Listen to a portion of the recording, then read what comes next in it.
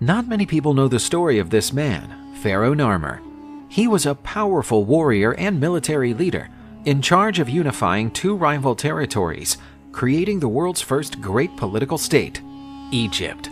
Consequently, Narmer became the first pharaoh in history. Before entering this realm and exploring the real importance of Pharaoh Narmer in human history, we should first look at the setting in which he emerged and briefly summarize the geopolitics of ancient Egypt. During Narmer's time, around 3100 BC, there were neither pyramids nor sphinxes, but a wild and chaotic landscape of endless wars and conflicts between the settlements along the Nile River. These tribes were called nomes. Their daily life consisted of a continuous struggle for survival. Imagine a barren Wild West, but rather than cowboys, there are small tribes and bands of monarchs who are constantly embroiled in epic battles and bloodshed. 5,000 years ago, in this chaotic atmosphere, Egypt was a lawless land. Not the unified nation that history books like to portray. Far from it. It was split between Upper Egypt, further south along the River Nile, and Lower Egypt in the north, around the Nile Delta. As I mentioned, both territories were not exactly friendly neighbors, more like deadly rivals, warring continuously. Upper Egypt with its dry mountainous lands against Lower Egypt with its fertile plains and Mediterranean access. Two kingdoms with different outfits, traditions, and even crowns. The southern rulers with their tall white crowns known as Hedjet, and the northern rulers with their shallow red crowns called Deshret. There are many historical clues to this. Numerous engravings on ceramics and representations of the leaders of each kingdom always depict two distinct entities with different traditions. But let's get back to it. It was all business as usual, but, as in any good story, someone appears to turn the tide. And that person was Narmer. Around 3100 BC, this minor monarch of Upper Egypt came along and mused, "Enough of this division. We are going to form one single Egypt." With a blend of strength, guile, and a knack for strategy, Narmer did exactly that. He unified both lands, fusing the two crowns, and the world suddenly had its first state. When Narmer absorbed the fertile triangular Nile Delta region to the west into his own kingdom, which covered the Nile Valley area to the south, he formed a united Egypt, leading to the world's first great state. The merging of both lands not only heralded the beginning of a political state, but was also the groundbreaking moment for a great cultural state that altered the history of humankind. Following this unification, Egypt evolved a unique visual aesthetic during the Pharaoh era, the influence of which has echoed down the ages. Its iconography, symbols, and writing, embraced by leaders like Narmer and his successors, turned into tools used by all the pharaohs in history, from Khufu to Hatshepsut and Ptolemy XII, to express power, strength, and unity for several millennia. Amazingly, not much is known about Pharaoh Narmer. The historical records are still unclear as to the meaning and interpretation of his name, but it is present throughout Egypt, suggesting that Narmer may have been the first king to rule the entire region.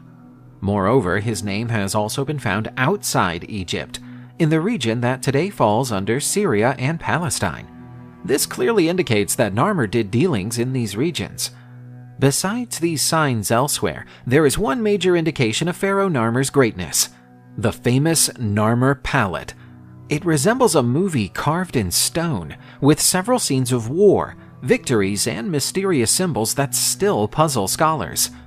Narmer apparently wanted to say, "Not only did I unify Egypt, but I also left behind an intriguing piece of art." The other major information source on ancient Egyptian royalty is the Palermo stone, a black granite slab etched with the names of the Egyptian kings up to the 5th dynasty. Along with the entries of the kings, it also includes notes on the annual floods, festivals, wars, and the most important buildings.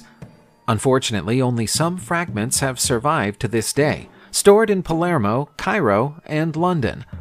The section of the stone mentioning the very first king of the 1st dynasty has been lost, along with that of his successor. Even in the absence of historical evidence, historians believe that Narmer was the first king, followed by Aha.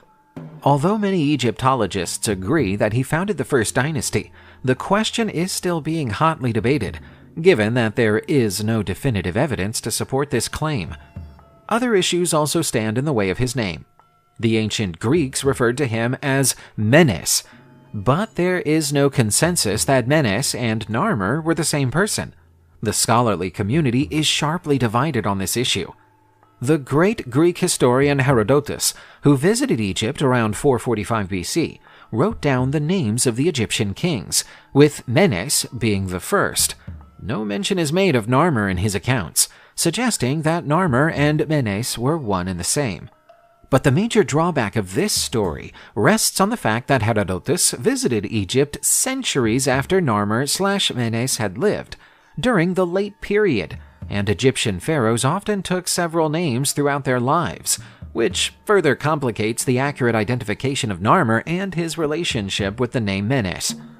Meanwhile, William Matthew Flinders Petrie, a renowned Egyptologist, argued that Narmer and Menes were two different names for the same person. Narmer was his birth name, whereas Menes was a title of honor.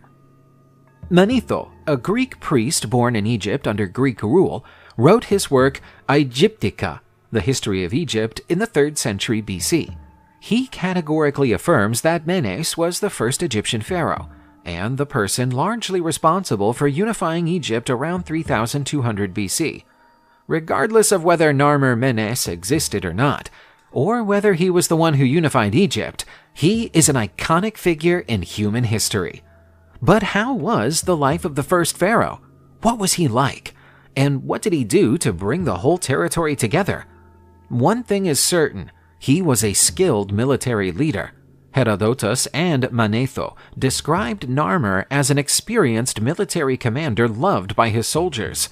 This was why he achieved such a feat, since the regions of Lower and Upper Egypt had been in conflict for centuries until Narmer subdued the north, Lower Egypt, and established his authority over the entire Nile Valley.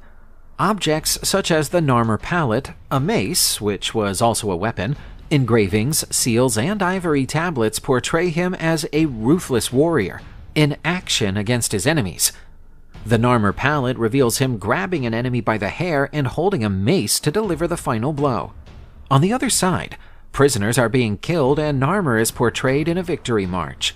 According to Manetho, he led the army across the border and achieved great glory, perhaps leading his raids as far as Palestine, as suggested by several palaces named after him found in southern Israel. And how did this warrior die? As incredible as it may seem, he did not perish in a great war, but in an odd battle. Pharaoh Narmer died when he encountered a wild giant from African territory, a hippopotamus. The portrayal of Egyptian kings in conflict with these majestic creatures was common and symbolized bravery and power. While the later pharaohs did not take part in these hunts, the early kings most likely needed to prove their prowess through these activities, gaining the support and taxes of their subjects. Manetho's account of Narmer ends with the line, "He was snatched and killed by a hippopotamus," suggesting that such a death was not shameful for a pharaoh.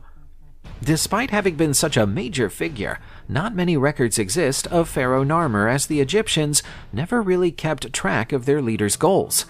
It was only during the Hellenistic period that a Greek priest succeeded in researching and recording Narmer's life in more detail.